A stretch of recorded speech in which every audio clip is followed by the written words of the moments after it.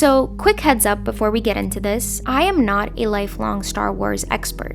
Yet. I just recently got pulled in thanks to Andor, and I'm deep in it now. Like, rewatched the whole show, went down the rabbit hole, then watched Rogue One and A New Hope back to back. I'm calling it my Star Wars education arc, and this video is part of that. And the thing, or shall I say person, that got me completely hooked in all of this? Dedra Meero. There's this one scene, she's talking to Syril's mom, Syril Karn. They're having this cold little back and forth, and Dedra says, "Tell me about your family."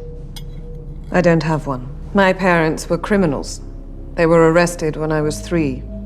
I was raised in an imperial kinderblock. And I just sat there like, wait, what? This one line sent me on a mission. I had to figure out what the hell an imperial kinderblock was. And once I did, everything about Dedra clicked. Her coldness, even how weird she gets around Syril. It all makes so much sense once you realize where she came from. Hey everyone, I'm Nikanak, and I make videos twice a week about everything I overthink and question. Today, we're talking about Dedra Meero, her childhood, her rise, her relationship with Syril, and her ultimate downfall. So with that being said, let's talk about how someone raised by the Empire becomes the very thing that breaks her. Very good, Dedra. That is verbatim from the ISB mission statement and wrong.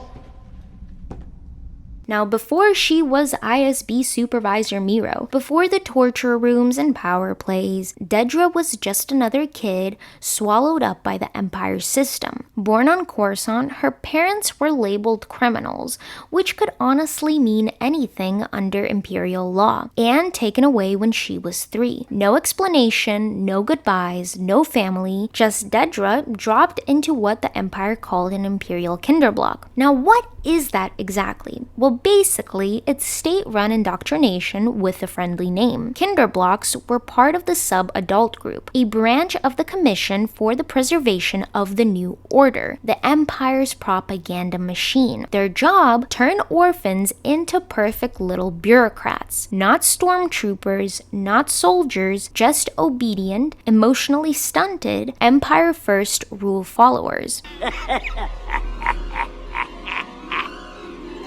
The curriculum, built by Sub-Adult Group Education, was designed to erase softness. These weren't orphanages, they were factories, and Dedra was one of their finest products. In that scene with Syril Karn, she puts it simply. Nothing delicate about that, is there?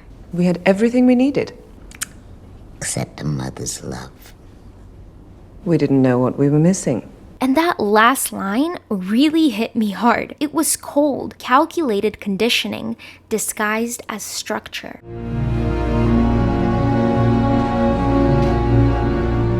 So let's talk about what that looked like in practice. Now, once again, before she was ISB Supervisor Meero, Dedra was a nobody in the Bureau, just another ambitious officer in a sea of mediocrity. You're supposed to be more competent and tucked away. That's why you're here. That's why we're bringing in officers like you. But unlike the rest, she didn't play politics. She did the work. She started as a lieutenant in enforcement, transferred to investigations, and clawed her way up in a system designed to ignore people like her. People who ask questions. She's overreaching to increase the size of her portfolio. She should spend more time on the security at her bases and less furthering her career. Now, while the others dismissed rebel activity as noise, Dedra saw it for what it was. If I was them, this is how I'd do it. I'd spread it out. Never climb the same fence twice. It's too random to be random. She combed through reports, pulled threads, and built a case no one else saw coming. But this wasn't about glory, it was about control, order, and doing things the right way. Doing things as she was taught to do. Now, actress Denise Goff, who plays Dedra Meero, says she's incredibly ambitious, but that doesn't mean she wants to be at the top of the Empire, and she wants everything to be done properly. In her mind, she's convinced she must save the galaxy and therefore sees herself as a heroine, and that's terrifying. And I have to agree with Denise here, it is terrifying. Now, after the Aldani heist, Dedra moved fast. She requested jurisdiction over Ferrix. She's demanding the raw data from the incident on Ferrix. The Starpath unit that was recovered at the scene has been traced to a theft at an airbase under my jurisdiction, sir. She challenged Blevin, she took heat from Partagaz and gave it right back. And when she finally got that win... For the moment, I'm reassigning the Morlana sector to Supervisor Meero. Ferrix is of great interest to her and has clearly become a distraction for you. From there, everything escalated. She brutally interrogated Bix. The very worst thing you can do right now is bore me. Weaponized a funeral. Your control positions here, here, and here. We'll have snipers and a containment unit there. Containment, yes. Snipers, no. I want him taken alive. Because in her mind, the ends justified everything. She wasn't in it for the power, she believed she was right. Because when someone like Dedra believes she's the hero, there's no limit to how far she'll go, no line she won't cross, no moment of doubt except one, and it comes in the form of someone just as desperate to matter, Syril Karn. Mother.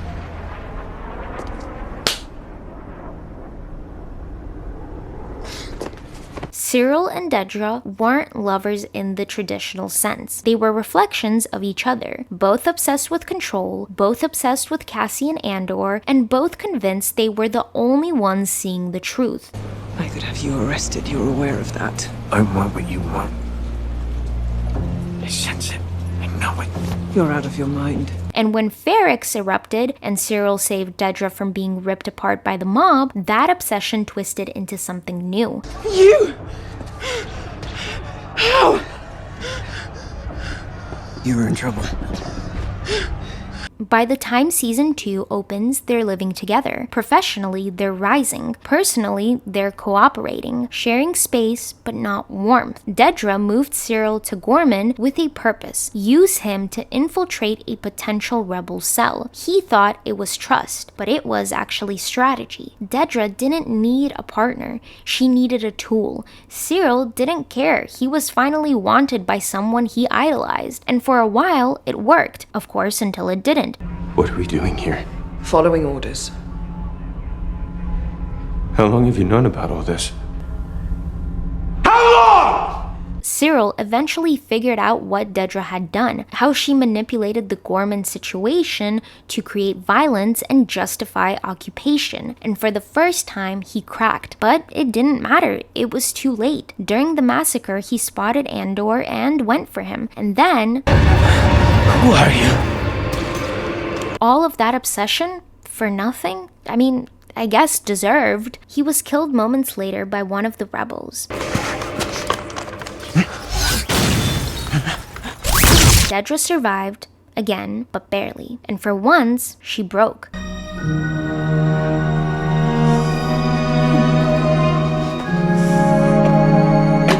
The Empire gave her praise, but it seems like she didn't care. She lost the one person who ever saw her, and she still couldn't feel it the way people are supposed to. Syril was the only thing close to connection she ever had, and now he was gone. And not long after, so was she. Dedra always believed she was essential, the ISB's model of discipline and vision, but the Empire doesn't reward loyalty, it uses it. And when she failed to capture Axis, when her biggest target slipped through her fingers, I have dreamt of this.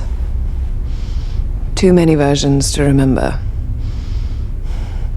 And here you were. and her own files were used to expose the Death Star, Fronting for what? A weapon.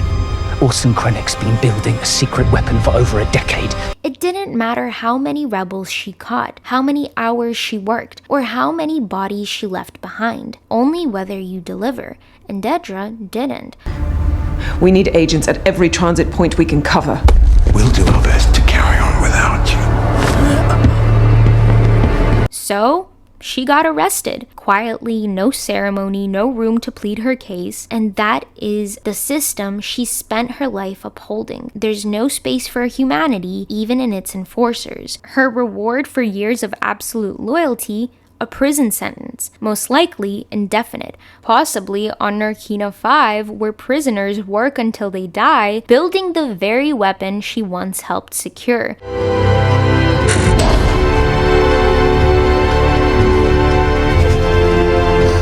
And that's it. Dedra Meero, who once gripped Ferrix with an iron fist, ends up back in a system of control, only now she's the one on the receiving end. And that's the rise and fall of Dedra Meero. She climbed the ranks, played the game, and gave everything, absolutely everything, to a system that never cared if she made it out alive. What do you think? Did Dedra get what she deserved? Was there ever anything under the surface? Regret, or maybe fear? Maybe even love? Let me know in the comments down below. I want to thank everyone who took the time of day to watch or listen to this video.